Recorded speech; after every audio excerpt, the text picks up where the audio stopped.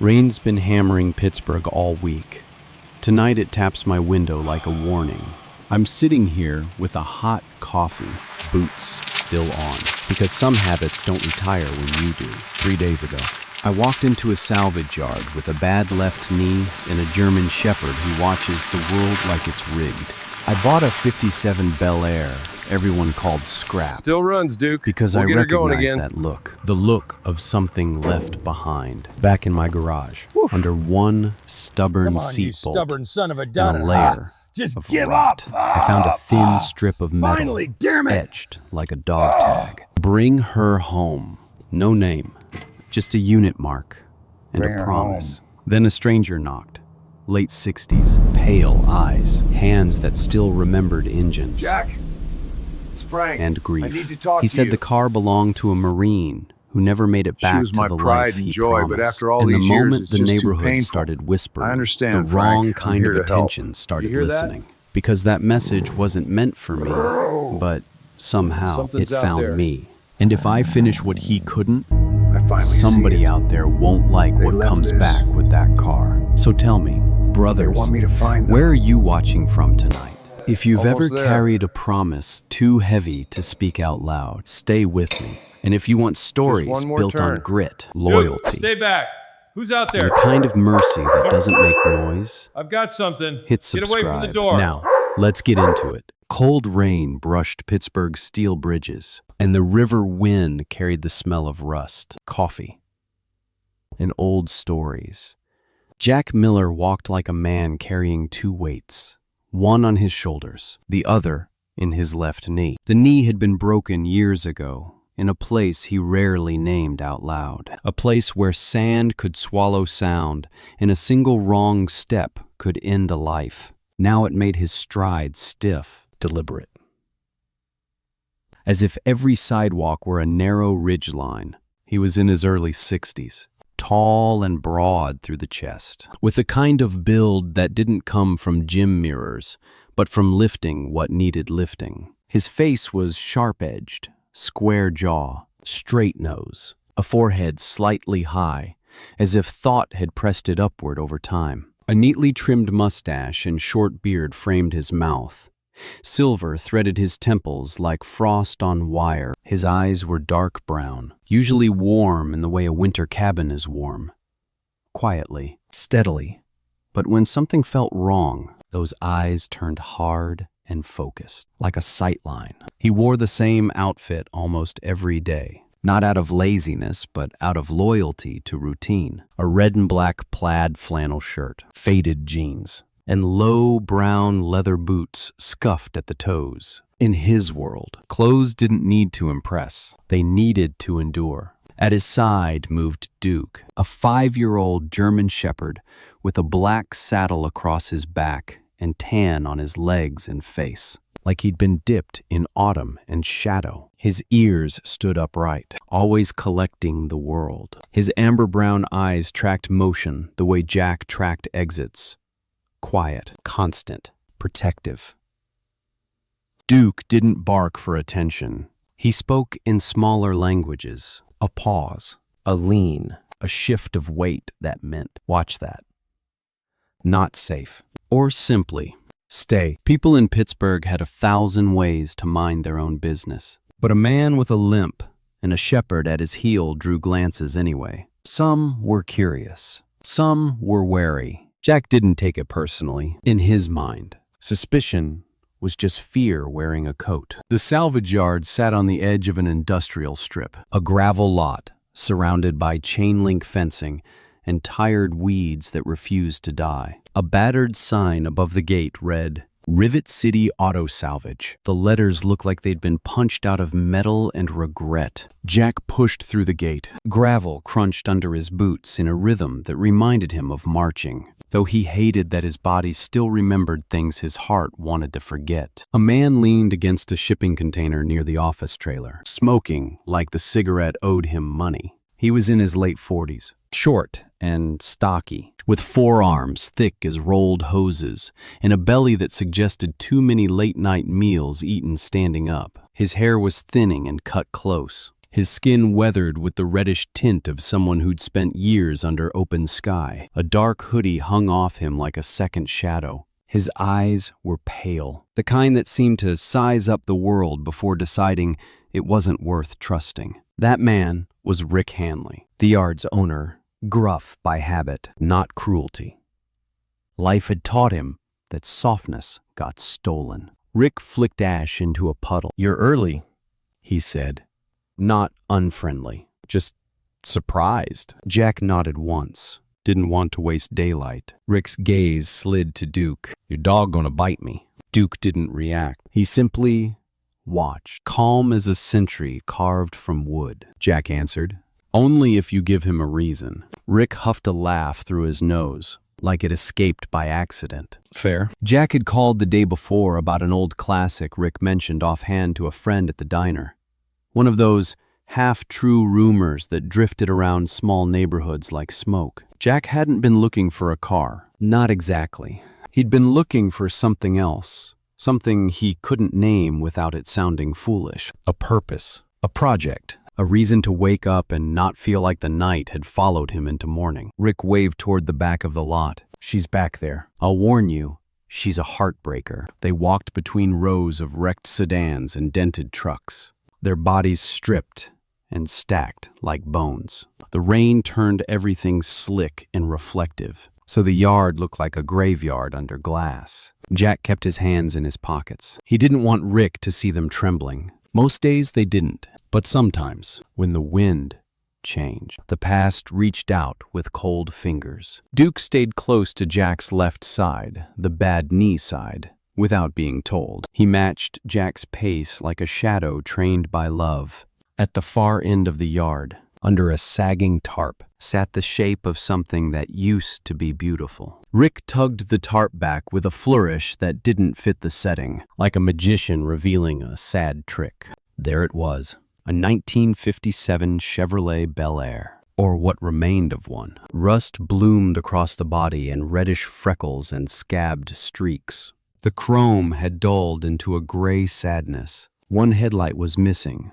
The other stared out through a cracked lens like a tired eye. The windshield had a spiderweb fracture that ran from corner to corner, as if the car had once tried to swallow lightning. When the tarp came off, a damp, moldy scent rose.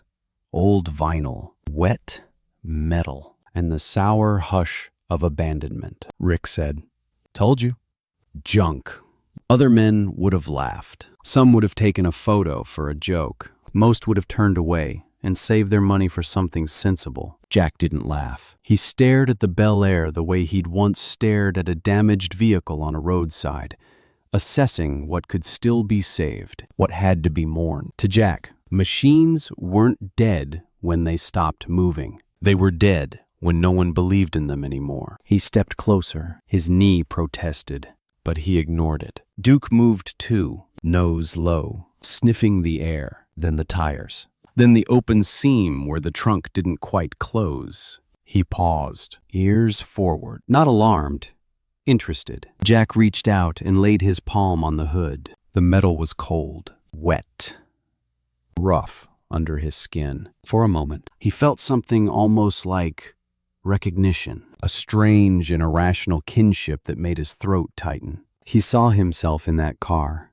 once polished with purpose, now left under tarp and rumor. Rick watched him, eyebrows lifting. "You serious?" Jack didn't answer right away. Inside his head, voices lined up like a firing squad. "You're too old for this. You don't have the tools. You don't have the money. You don't have the time." Another voice spoke quieter, but deeper. "You have two hands. You have stubbornness. You have a dog who won't let you disappear." Jack asked, "How much?" Rick blinked, then scoffed. "You didn't even check the engine," Jack said. "I can smell what's wrong. I can fix what's fixable." Rick scratched his jaw, looking Jack over again. He seemed to notice the limp now, the military stiffness. The way Jack's posture held itself like discipline had become bone deep. "You a vet?" Rick asked. Jack's mouth tightened. A flicker passed behind his eyes, something like a door closing softly. "Yeah," Jack said. Rick's tone shifted, not suddenly gentle, but less sharp. Look, I'm not running a charity, Jack replied.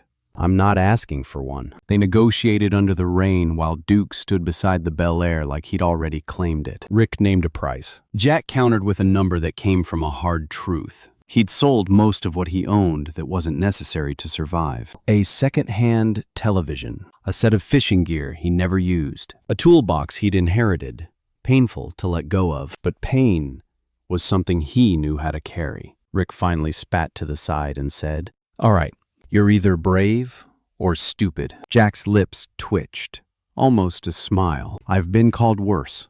The paperwork was minimal. The handshake was brief. Men like them didn't do long goodbyes. When the tow truck arrived, its winch whining like an animal, the Bel Air rose slowly from its resting place. Water dripped from the undercarriage like tears. The car looked less like scrap now, and more like a relic being carried from ruins. Rick leaned close and muttered, "Why that one, anyway?"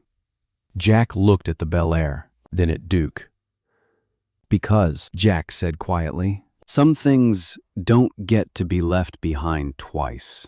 The tow truck drove toward Jack's neighborhood, past brick row houses and corner stores and the black ribs of old factories. Jack followed in his worn pickup, Duke in the passenger seat watching every intersection, every passing face, like he was counting threats and blessings alike. Behind Jack's small house was a detached garage, paint peeling, roof patched in 3 places.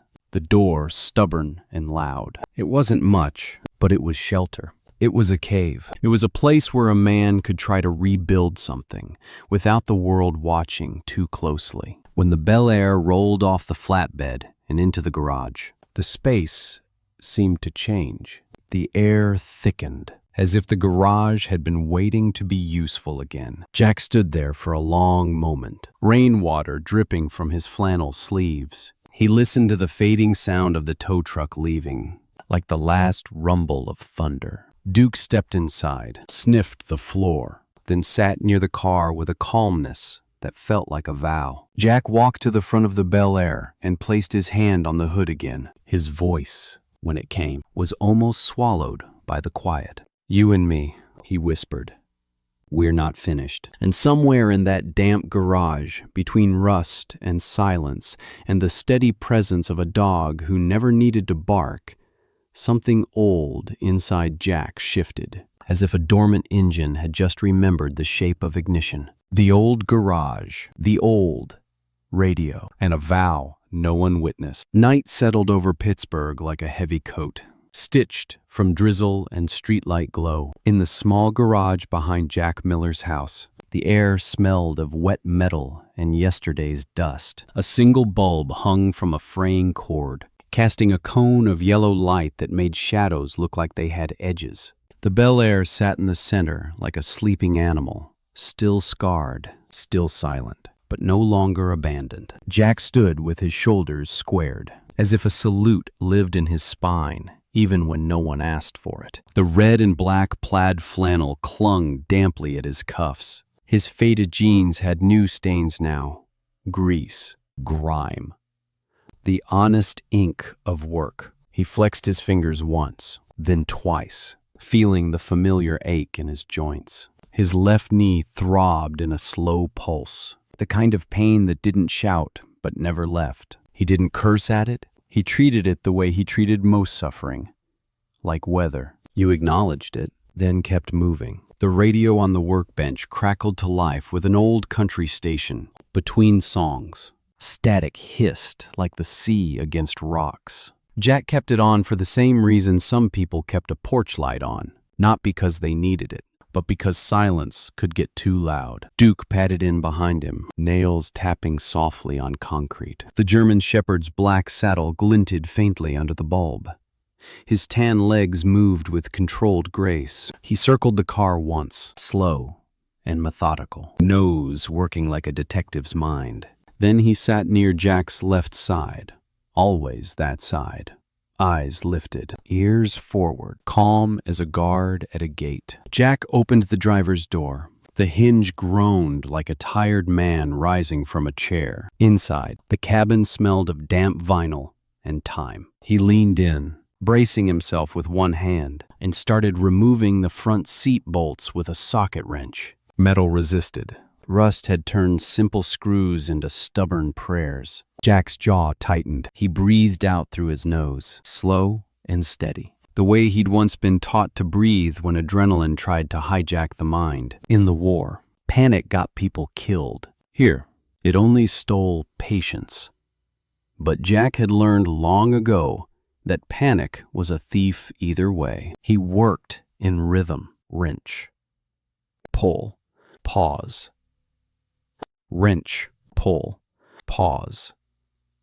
When his knee flared, he shifted his weight. When his shoulder protested, he rolled it once and continued. The first seat came loose with a sudden pop that made him flinch. His right hand slipped, and the wrench clattered to the floor, skittering across concrete. Before Jack could bend, Duke moved. The dog rose, walked to the tool, and picked it up gently in his mouth, careful not to scratch it, careful not to chew. He carried it back and laid it near Jack's boot, then sat again, as if nothing extraordinary had happened. Jack stared for a beat, and something like humor touched the corner of his mouth. "You're getting too good at this," he murmured. Duke blinked once, solemn and unreadable, like a sergeant who refused to laugh in front of recruits. Jack returned to the work, removing the rear seat next. The bolts were worse back there, buried in grime. He scraped at them with a flathead screwdriver, then sprayed penetrating oil and waited, tapping his boot lightly in time with the radio. Outside, a car passed on the street, tires whispering through wet pavement. The world kept moving. Jack stayed in the garage, building his own small war against decay. When the rear seat finally lifted, he discovered the floor underneath had been patched once before. Not well. A sheet of metal, roughly cut, held down by mismatched screws. Someone had tried to keep the car together with whatever they had, like a soldier tying a torn boot with wire. Jack's chest tightened. He slid the metal patch aside. Under it, in a shallow recess near the seat frame, was a small strip of metal, thin as a dog tag, dulled and scratched. It didn't belong to the car. It felt placed, not lost. Jack picked it up between thumb and forefinger. Under the grime, letters emerged. Faint, hand-etched, uneven, as if carved in bad light. A unit designation. Then, beneath it, 4 words. Bring her home. Jack's throat closed. His grip tightened until the edges of the strip pressed into his skin. For a long moment, he didn't move. The radio played a song about returning to a small town, about porch swings and forgiveness. The coincidence was almost cruel. Jack stared at the words and felt an old memory rise. Boots on gravel, a hum of engines. The way men joked too loudly before a mission because fear needed somewhere to go. He remembered a voice, not clearly, but the shape of it. Someone saying, "We all come home, one way or another." His eyes burned. He blinked hard, refusing the tears like they were an enemy. Duke stood and stepped closer, resting his head lightly against Jack's thigh. The warmth of the dog's skull against denim steadied him. Duke didn't whine, didn't demand, just offered presence, like a hand on a shoulder, without questions. Jack swallowed. His breathing went shallow, then steadied again. "This wasn't just a car," he said quietly, as if speaking too loud might shatter something. "This belonged to someone." He turned the metal strip over. More scratches. A faint, partial name, worn away by time. The air heavier, like the car had stopped being an object and started being a messenger. Jack walked to the workbench and set the strip down beside a tray of bolts. He looked at it as if it might continue speaking. Then he opened the glove box. The latch resisted, then gave. Inside were brittle papers, old registration scraps, a faded insurance card, and a cracked leather wallet flattened like a pressed leaf. Jack pulled the wallet out carefully. Inside was a photograph. Two young men stood beside the Bel Air when it was still proud, paint shining, chrome bright. One of the men wore a military uniform. Both were grinning like they believed the world would always stay that simple. Jack traced the edge of the photo with a thumb. He felt an ache behind his ribs, the kind that came from seeing your younger self in someone else's past. He didn't recognize the faces. Not exactly, but he recognized the expression. That foolish, radiant confidence. The kind you only have before you learn what loss costs. Jack set the photo on the workbench under the bulb. The light made it look like a relic displayed in a museum. But Jack didn't think of museums. He thought of graves and of promises. Outside, thunder rolled far away, like a drum in another realm. Jack looked at Duke. "You know what this means, don't you?" he asked. Voice rough. Duke's ears flicked. His eyes stayed on Jack's face, steady and alert. Jack nodded once, as if confirming an order. "We're not rebuilding a car," he said. "We're finishing something." He took a rag and wiped his hands slowly, deliberately, like a ritual. Then he reached up and turned the radio down until it became a low murmur, a heartbeat, rather than a distraction. Jack leaned over the Bel Air's open cabin and whispered into the hollow space where the seat had been. "I don't know who you were," he said, "but I know what it means to leave something behind." His voice softened, but it didn't break. "I'm bringing her home." The words hung in the garage air like incense.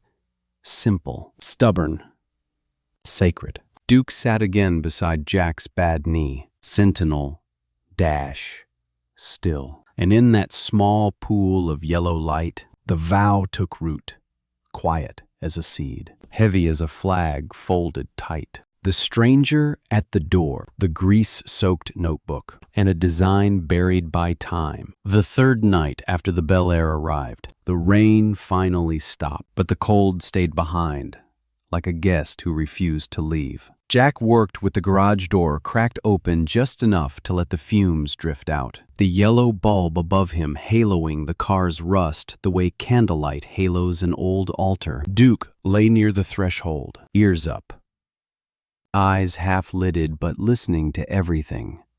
Wind, footsteps, the subtle click of a neighbor's gate. Jack's hands were blackened with grime.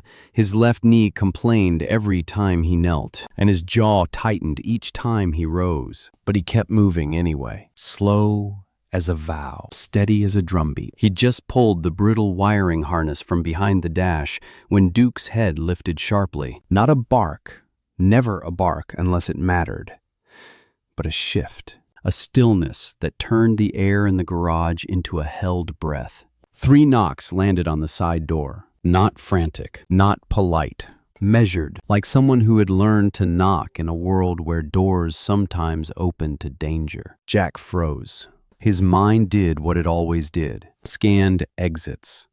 Weighed distances. Remembered the taste of adrenaline. Then he wiped his hands on a rag, reached under the workbench for the heavy flashlight he kept there, and opened the door 2 inches. A man stood on the stoop, framed by porch light and damp night. He was in his late 60s, tall in a way that had thinned with age, shoulders slightly hunched, as if he'd carried engines or guilt for too many years. His face was narrow and angular, cheeks hollow, chin pointed, with a gray stubble that looked like it grew from habit, not neglect. A battered denim jacket hung from him, smelling faintly of motor oil and cigarette smoke. His hair was white and wiry, combed back with stubbornness more than style. But it was his eyes that held Jack's attention, pale blue, sharp and restless. The kind of eyes that didn't just see a thing, they searched it for what it used to be. The man didn't glance at Jack first. He looked past him, straight into the garage, straight at the Bel Air, as if the car had called his name. "You got it running yet?" the stranger asked. His voice was rough. A gravel road softened by time, and it carried an edge of urgency he tried to hide. Jack kept the door narrow. "Who are you?" The man blinked, as if remembering social rules late. "Frank Dawson," he said. Used to wrench for half the city. Retired, technically.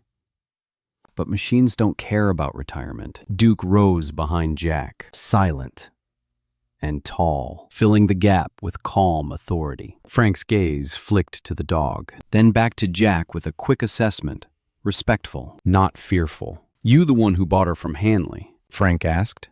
Jack's grip on the flashlight tightened. "Why?" Frank exhaled slowly, like he'd been holding something in his lungs for years. "Because I know that car," he said. And the words came out softer than everything else about him. "And I know what it was supposed to do." Jack hesitated, then opened the door wider by a fraction. Frank stepped in, careful with his boots on the concrete, as if entering a chapel. He walked toward the Bel Air without touching it at first, circling the front fender, eyes scanning details the way a medic scans a wound. He paused at the cracked headlight, and for a moment, his mouth twitched. Not quite a smile, not quite pain. "She's a 57, he murmured. Bel Air. Two-tone used to be glacier blue and white, back when she had pride. Someone repainted her later. Cheap. Tried to hide the sins." Jack watched him. "How do you know all that?" Frank reached into his jacket and pulled out a small notebook bound in stained leather. It was thick, warped at the corners, pages swollen from moisture and fingerprints. A notebook that had lived in pockets and toolboxes, that had endured the same way men endured, by refusing to fall apart in public. "I kept records," Frank said. "Not for money, for memory." He flipped it open with hands that trembled slightly. "Not from weakness, but from age and old habits." Inside were sketches, wiring routes, carburetor settings, suspension measurements, written in tight, slanted handwriting. There were smudges of grease like thumbprints from another decade. Tucked into the middle was a folded sheet, creased and recreased until it looked like it might disintegrate. Frank pulled the sheet out and laid it on Jack's workbench under the bulb. It wasn't a blueprint in the clean, official sense. It was more intimate than that. Hand-drawn lines, arrows, notes written in the margins with a desperation that felt personal. It showed modifications to the Bel Air's braking system and rear suspension, an upgrade meant to make the ride safer, smoother, able to handle long roads without wandering or shaking apart. The kind of design a man makes when he's planning to drive far, when arriving matters more than looking good. Jack stared at it. "Who made this?" Frank's pale eyes softened, and suddenly the sharpness in his face looked like grief carved into bone. "A friend of mine," he said. Name was Tom Riley. Marine. Good man. Stubborn as hell. The kind who'd smile at you while bleeding, just so you didn't feel scared. Jack's chest tightened at the word Marine. He didn't say anything. He didn't need to. The silence between veterans had its own grammar. Frank continued, voice low. "Tom bought that Bel Air years ago. Fixed her up after he got back. Said he needed something with a heartbeat. Something that wasn't a damn hospital room. He planned to drive it home, to propose to his girl, Sarah." The name hung there, simple and bright, like a porch light in fog. Jack looked up. He didn't. Frank shook his head once. He got hurt at work. Construction job. Fell wrong. Head injury. He was still walking, still talking, but different. Like the lights came on and the house was empty. Frank swallowed, and for a second his roughness cracked. Sarah waited. He kept saying, "Soon." Kept fixing the car like fixing the car could fix him, but he never took the drive. Never made the ask. Jack's hands rested on the edge of the workbench. His fingers curled, then relaxed. He thought of the metal strip he'd found. Bring her home. He thought of the photo in the glove box. 2 young men, one in uniform, grinning like the world owed them happiness. "Where is he now?" Jack asked. Frank's gaze shifted to the floor. "Tom passed 3 years back," he said. "Stroke.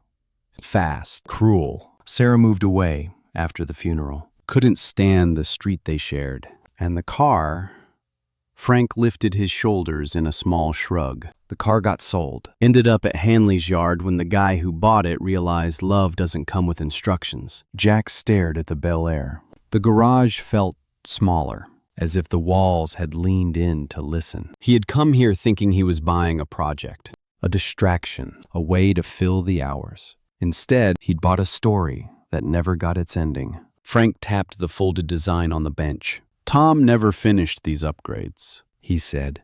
Wanted the ride perfect, safe. Said he didn't want Sarah's hands shaking on the seatbelt when he finally took her out.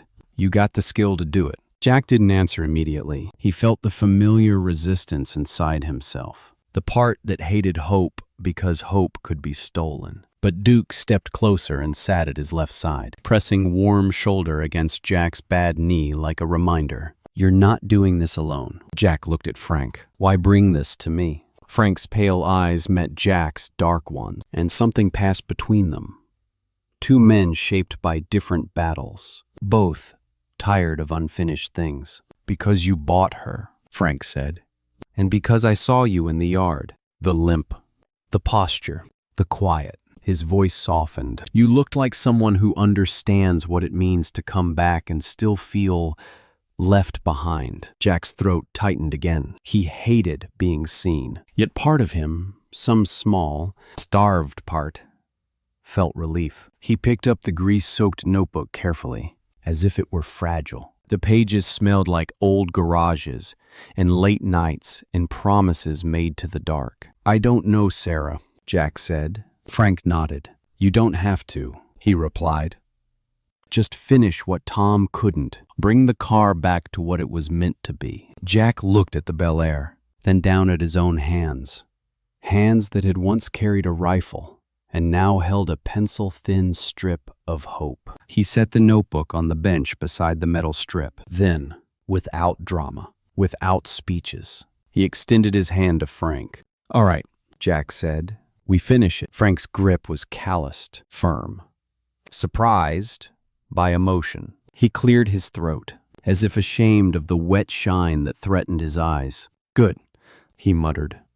Good.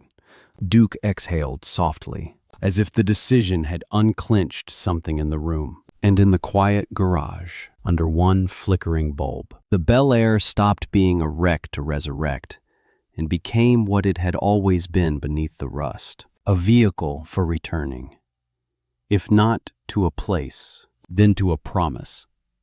The doubters, the paper wall, and the backbone of a soldier. By the end of the week, the garage had a reputation. In a neighborhood where gossip traveled faster than buses, people began to speak about the limping veteran and the German shepherd who guarded his doorway like a quiet myth. Jack Miller didn't invite attention. But attention has a way of sniffing out light, especially the kind that flickers in places long dimmed. Inside the garage, the Bel Air slowly changed from a rusted relic into a promise under repair. The rear suspension was half disassembled, brake lines labeled with masking tape. Frank Dawson's grease-stained notebook opened like scripture on the workbench. Jack worked mostly at night because nighttime didn't ask questions, and because it let him keep his pride intact. Still, the world crept in. The first visitor came on a Saturday afternoon,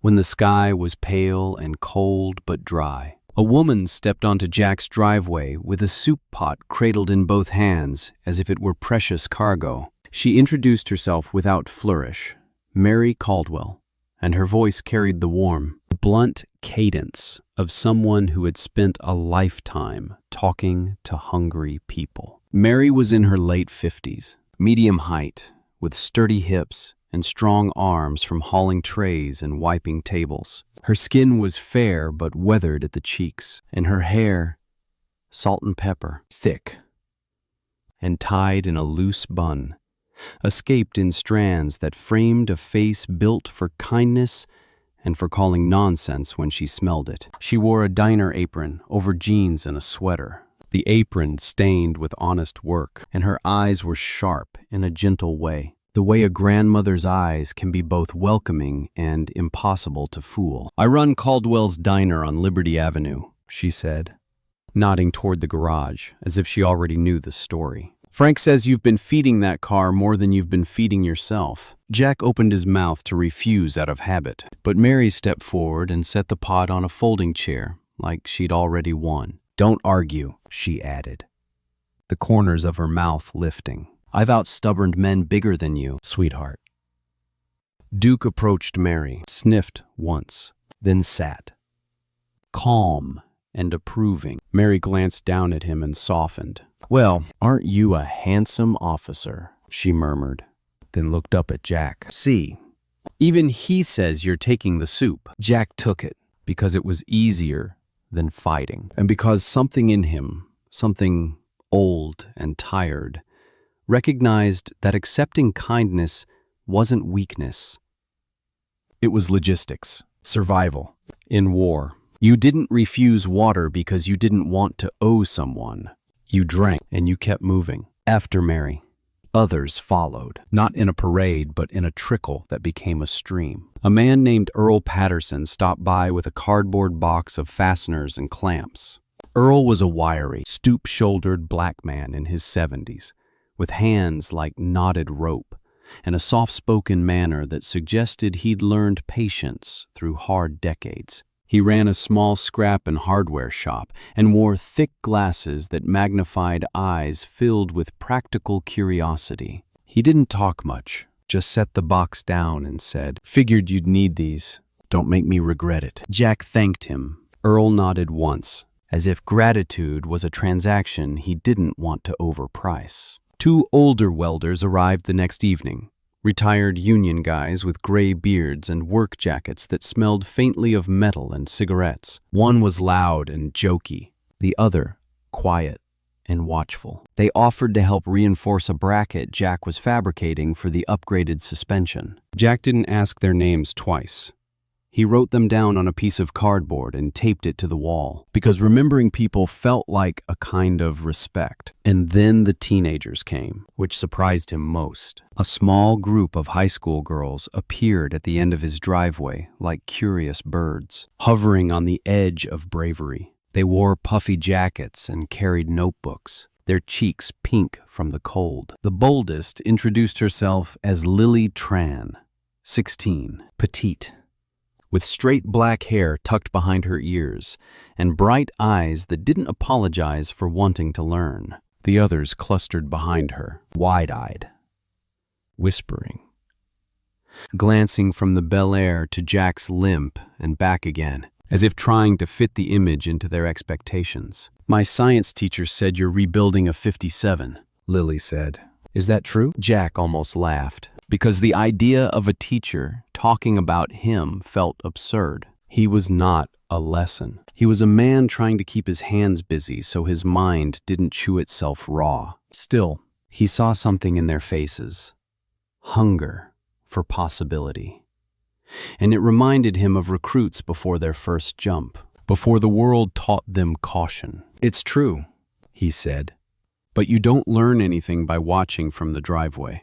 The girls stepped closer, careful not to cross some invisible line. Duke watched them, alert but calm, and the girls relaxed when he didn't bark. Jack showed them the brake lines, explained why old rubber hoses had to be replaced, how fluid pressure worked, why the upgraded setup mattered for safety. He didn't speak like a professor. He spoke like a man, explaining how not to get hurt. The girls listened like their futures were listening too. The kindness in the air made the garage feel less like a bunker and more like a workshop again. But every story that grows bright also grows a shadow. The shadow arrived on a Tuesday morning in the form of a city vehicle, a white SUV with a municipal seal on the door. It parked at the curb with the slow entitlement of bureaucracy. A man stepped out holding a clipboard like a shield. He was in his early 40s, tall and thin, with slick dark hair combed too neatly, and a trimmed goatee that made his face look sharper than it was. His suit didn't fit right, shoulders too narrow, pant legs too long, like he wanted authority, but hadn't earned the body for it. "His name," he said, was Calvin Brooks, code enforcement. Calvin didn't smile. He didn't look at Duke. He looked at the garage, at the open hood, at the parts laid out on tarps, and his eyes lit with the specific pleasure of finding something to label as wrong. "We received a complaint," he said, voice clipped. "Unpermitted automotive work, possible hazardous waste, noise ordinance violations." Jack wiped his hands on a rag and stepped forward. His knee twinged, but his posture didn't show it. "It's my property," he said evenly. "I'm not running a business." Calvin lifted his clipboard slightly, as if it could overrule reality. "Still requires compliance. Your garage is not zoned for restoration work of this scope. If you intend to operate this vehicle, you'll need inspection, documentation, and proof that modifications meet safety standards. Until then, I can issue a stop order." Frank arrived mid-sentence, breath visible in the cold, eyes sharpening like knives. He stood behind Jack, not touching him, but close. Back up without words. Jack felt something old rise inside him. Not anger, not panic, but that soldier's clarity that appeared when a line was being crossed. He looked at Calvin's face and saw a man who loved rules more than people. A man who would rather stop a good thing than admit he didn't understand it. "What complaint?" Jack asked. Calvin's eyes slid away for a fraction of a second. "Anonymous," he said quickly. Jack nodded. Of course it was. Calvin began listing forms as if reciting scripture. Permits, disposal records, inspection schedules, verification by a licensed mechanic. Each word was another brick in a wall meant to keep the Bel Air grounded, meant to keep Jack small. When Calvin finally paused, Jack spoke softly, voice low as distant thunder. "You can check my waste disposal," he said. "You can test my noise levels. You can inspect my work, but you don't get to shut me down because somebody doesn't like what hope looks like." Frank made a small sound of approval, almost a laugh. Duke stood at Jack's side, silent and steady, eyes fixed on Calvin, not threatening, just unwavering. It was the kind of gaze that made men remember they had a spine. Calvin's mouth tightened. "I'll be back," he said, with paperwork. After the SUV left, the street felt quieter, as if it too resented the interruption. Jack's hands trembled faintly, not from fear, but from the aftermath of restraint. He flexed them until the tremor faded. That afternoon brought a different kind of test. A glossy black sedan rolled into the driveway like a rich thought. A man stepped out wearing a long wool coat and polished shoes that had never known grease. He was in his 50s, tall, silver-haired, with a tan that looked purchased. His face was handsome in a practiced way, eyes pale and calculating. He introduced himself as Grant Holloway, a collector. "I've been hearing about your Bel Air," Grant said, smiling as if charm could buy anything. "It's a rare piece, once restored. It belongs in the right hands. I can offer you a generous sum, enough to make this hobby worthwhile." Jack stared at him, then at the car, then back at the man. He could smell the offer behind the words. "Take the money. Stay small. Let the story die quietly." Jack's voice came out calm, almost gentle. "This isn't a hobby." Grant's smile faltered slightly. "Everything has a price." Jack stepped closer, broad shoulders filling the space. Flannel, damp at the collar. Boots planted like roots. His eyes hardened, the warmth gone. "Not everything," he said. "This car wasn't built to sit under museum lights or behind velvet rope. She was built to take someone home." Grant's expression cooled. "You're sentimental." Jack didn't deny it. He just turned his head toward the garage as if the conversation was already over. Duke's gaze followed Grant until the man backed away, suddenly aware that some doors, even open ones, were closed to him. When the sedan left, Frank let out a breath. "You're going to have trouble," he said. Jack nodded. "I know." But something had changed. The threats, paperwork, permits. Rich men with soft hands didn't scare him the way they might have once. He'd faced worse than clipboards. He'd watched men break and still stand up. He'd learned that the strongest thing a person could do was keep moving forward when someone told them to stop. That night, Jack sat at the workbench with Frank's notebook open and Calvin's list of requirements scribbled on a pad. Mary's soup warmed his stomach. Duke lay close, breathing slow. Jack's eyes moved across the page like a map reader planning a route through hostile terrain. He wasn't raging. He wasn't begging. He was strategizing.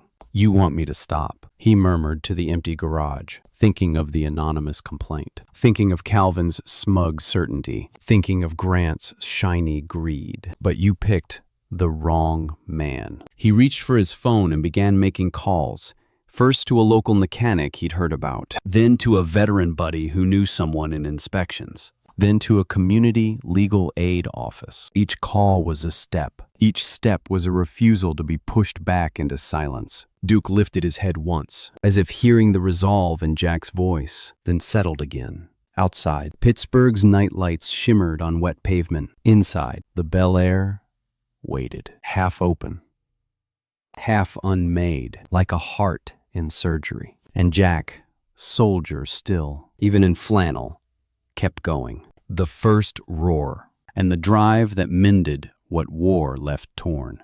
A thin winter sun finally broke through the Pittsburgh clouds, turning the alleys and row house bricks the color of old pennies. The air still carried cold in its teeth, but it was the clean kind of cold. Sharp, awake, honest. In Jack Miller's driveway, the garage door stood open like a mouth about to tell a secret, and the neighborhood seemed to lean closer without admitting it. The Bel Air sat just beyond the threshold, no longer a corpse of rust, but not trying to look like a showroom lie either. Jack had chosen a paint that felt like dignity, not vanity, deep navy, matte enough to swallow glare, with a single thin silver stripe that ran along the body like a quiet memory of rank. The chrome had been cleaned and restored, but not over-polished. It shone the way a well-used metal shines. Earned, not flaunted. The tires were new, the stance corrected. And beneath the body, Frank Dawson's half-finished design had become real. Upgraded lines, reinforced mounts, a suspension tuned to steady the ride rather than rattle it. Jack stood beside the driver's door in his red and black flannel, faded jeans, and brown boots planted wide as if the earth might try to move him. His face looked more carved than tired this morning. Angles catching the light, square jaw, straight nose, silver at the temples. The mustache and short beard were neatly trimmed, and his dark brown eyes held that familiar warmth, but steadier now, as if a storm had passed and left the air clearer. Frank hovered near the workbench inside the garage, pretending not to hover. He had changed clothes for the occasion, a clean denim jacket instead of the oil-stained one, though the scent of motorwork still clung to him like truth. His pale blue eyes kept flicking to the car and back, restless,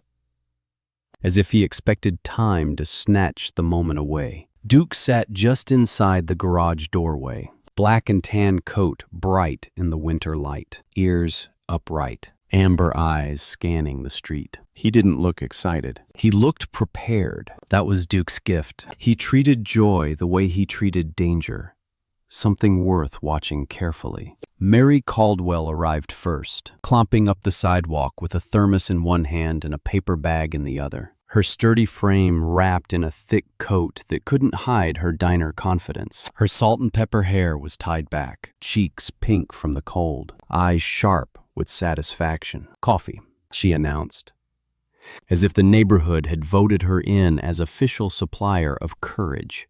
Behind her came Earl Patterson, moving slowly but steady, hands in his pockets, thick glasses fogging faintly as he smiled with quiet pride at the navy paint. Then the girls appeared, Lily Tran leading, her black hair tucked behind her ears, notebooks clutched against her chest like shields. A couple of her friends trailed behind, whispering, cheeks flushed. eyes wide with the disbelief that something impossible might actually happen within walking distance of their lives. Even Frank's old welding buddies showed up, leaning on the fence line and cracking jokes they didn't fully believe. Because belief was dangerous, and hope had a history of breaking hearts. Jack hadn't invited a crowd. The crowd simply formed. The way people gather around a fire on a cold day without needing instructions. A white city SUV rolled slowly past, and Jack's stomach tightened. But it didn't stop. No Calvin Brooks, no clipboard, no stop order. Jack had played the paperwork game all week, making calls, collecting signatures, arranging a certified inspection through a veteran-friendly mechanic Frank knew in the suburbs. There were still steps ahead, still legal hoops, but the immediate threat had been pushed back. For once, the system had blinked. Frank stepped closer and held out a small, folded document. Inspection notes, stamped and initialed. "You've got enough to do a controlled run," he said. Voice rough with emotion he tried to bury under practicality. "Short, careful, listen to her." Jack nodded, then opened the driver's door. The interior had been cleaned but not sterilized. The old bench seat had been reupholstered in a simple, classic fabric that didn't scream for attention. The dashboard still bore tiny imperfections, faint scratches, a small chip in the trim, like wrinkles on a face that had lived. Jack lowered himself into the seat, favoring his left knee. Pain flared, then dulled. He rested his hands on the wheel for a moment, fingers spread, feeling the texture beneath his palms. He had held steering wheels before with far less peace in his heart. Convoy vehicles, borrowed trucks, anything that moved. This wheel felt different. It felt like a homecoming ritual. He glanced toward the garage doorway. Duke remained seated, watching Jack with the calm intensity of a loyal witness. Not coming, not begging, simply present. A quiet promise. "I'm here when you return." Jack turned the key. The engine coughed. A ragged sound that made a few people inhale sharply. It sputtered again, like an old man clearing his throat before speaking. Then, on the third turn, it caught, steady and deep. The sound rolled out of the garage like thunder remembering itself, like a heart that had been asleep suddenly deciding it still had work to do. Mary slapped her hand over her mouth, eyes shining. Earl let out a low whistle. One of Lily's friends laughed in disbelief, a bright sound that bounced off brick walls and made the street feel younger. Jack didn't smile right away. He listened. He listened the way he used to listen to an engine in the dark, the way he used to listen for footsteps beyond a perimeter. He listened for wrong rhythms, for strain, for the telltale cough of a problem. But the engine settled into a confident idle, smooth and assured, as if the Bel Air herself was surprised by her own resurrection. Frank leaned down beside the open window, voice low. "That's her," he said. That's what she sounded like. Jack swallowed hard. He nodded once, then eased the car forward. The Bel Air rolled out onto the street, tires whispering on cold pavement. The crowd stayed back as if respecting a ceremony. Duke rose and stepped to the threshold, ears up, watching Jack's car move like a guardian watching a ship leave harbor. Jack drove slowly at first, taking the corner like it mattered, because it did. He passed familiar houses, the diner down the block, the small grocery with the flickering sign. People stood on porches holding mugs, drawn by the sound. Pittsburgh's steel bridges waited in the distance like ribs against the sky. At the first stop sign, Jack's hands tightened on the wheel. He felt something in his chest that wasn't fear, not quite, more like grief moving out of the way to make room for breath. He turned toward the river, taking streets that dipped and rose like old memories. The city opened around him, brick, steel, water, light.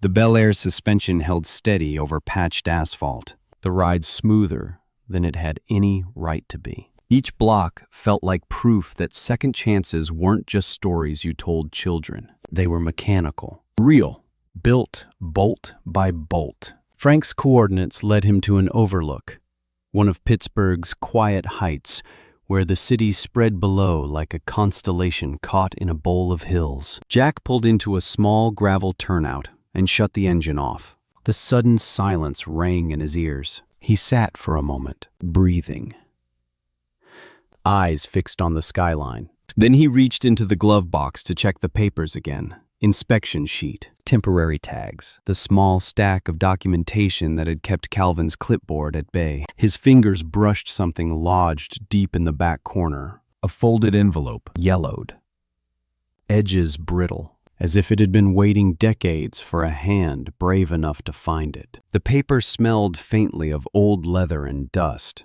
Jack unfolded it carefully. Inside was a single letter, written in neat handwriting that wavered in places, like a man trying to keep his emotions from bleeding into ink. The name at the top made Jack's throat tighten. Sarah. He read the first lines, and the world narrowed. The letter wasn't long. It didn't need to be. It carried the weight of unfinished love, the kind that doesn't end with anger, but with exhaustion. A promise that had been delayed until it became a wound. At the bottom, one sentence stood alone, as if the writer had carved it out of his own chest. If this car makes it home, then maybe I will too. Jack stared at those words until they blurred. He didn't sob. He didn't break apart. He simply sat, shoulders heavy, mouth tight, eyes burning with the kind of tears a soldier saves for private places. Outside, the city glimmered below, indifferent and beautiful. A soft sound came from the passenger side. Duke's absence suddenly felt like a missing heartbeat. Jack imagined the dog back at the garage, still watching the street, still waiting. That thought steadied him. Jack folded the letter and held it against his palm. He whispered, not loud enough for the wind to steal, not loud enough for the city to hear. Tom, he said. She made it. He sat another minute, letting the meaning settle, letting grief and honor share the same space without fighting. Then he started the engine again. On the drive back, he took the long route, crossing one of the steel bridges, letting the Bel Air glide over the river like a prayer on wheels. The sun leaned toward afternoon, and Pittsburgh's light turned honey gold, pouring itself onto water and rooftops. When Jack returned, the crowd was still there, waiting like they'd been holding their breath the whole time. Duke stood at the garage threshold now, ears up, tail still, eyes locked on Jack's face rather than the car. He didn't rush forward. He didn't leap. He simply stepped close when Jack got out and pressed his head lightly against Jack's thigh. Warm, steady, final. A silent stamp of approval. Mission complete. Jack looked at the faces watching him. Mary, Earl, Lily, Frank. And something in him eased. He lifted the letter slightly, not to show it, but to acknowledge it. This place, he said quietly, voice carrying just enough, isn't just a garage anymore. He didn't have a speech ready. Soldiers rarely do. They learn to speak in actions. But later that week, a hand-painted sign appeared above the garage door, simple black letters on white wood. The return. Mary laughed when she saw it. Dramatic, she teased. And then her eyes softened. Perfect. Jack began opening the garage on Saturdays. No fee, no fanfare. Just tools, coffee, and lessons for anyone who wanted to learn. Lily and the girls came back with notebooks and courage. Frank showed up with more pages from the old notebook. Earl brought spare parts. A couple of veterans drifted in too, drawn by the sound of an engine and the promise that silence wouldn't swallow them whole. And through it all, Duke remained at the edge of the doorway, watchful and calm, a guardian of second chances. Because the miracle wasn't only that the Bel Air roared again. The miracle was that a man who once believed he could never fully come home had begun, finally, to return. In everyday life, miracles rarely arrive like lightning in a clear sky. More often, they come quietly, like an old engine remembering its heartbeat, like a weary hand tightening the last bolt, even when the knee still aches, like a loyal dog standing beside someone at the exact moment loneliness tries to win. And if there is a trace of God's hand in this story, it may be in the way he gathers what seems lost, a forgotten car, a letter tucked deep in a glove box, an unfinished promise, and a veteran finding his way home, not just down a road, but back into meaning. Because God doesn't only work miracles by changing the sky. Sometimes he works miracles by changing a heart, so it can see worth in what was abandoned. Choose courage one more time and believe that broken things still deserve restoration. And just like Jack, maybe you're carrying your own rusty Bel Air, a relationship that needs mending, a dream you set down years ago, a grief you never named, or simply a long season that has left you tired. If that's you, remember this. The road back often begins with something small. One phone call, one apology, one warm meal, one prayer, or simply opening the door of your heart and letting light step in. If this story touched you, please share it with someone who could use a little hope today. And comment below, what are you trying to bring home in your life right now? Finally, don't forget to subscribe to the channel so we can keep going together through stories of healing, second chances, and the quiet wonders hiding inside ordinary days. And before you go, I'm praying God's blessing over you. May the Lord fill your home with peace, steady your heart in hard times, and guide your steps back toward what is good and true. Amen.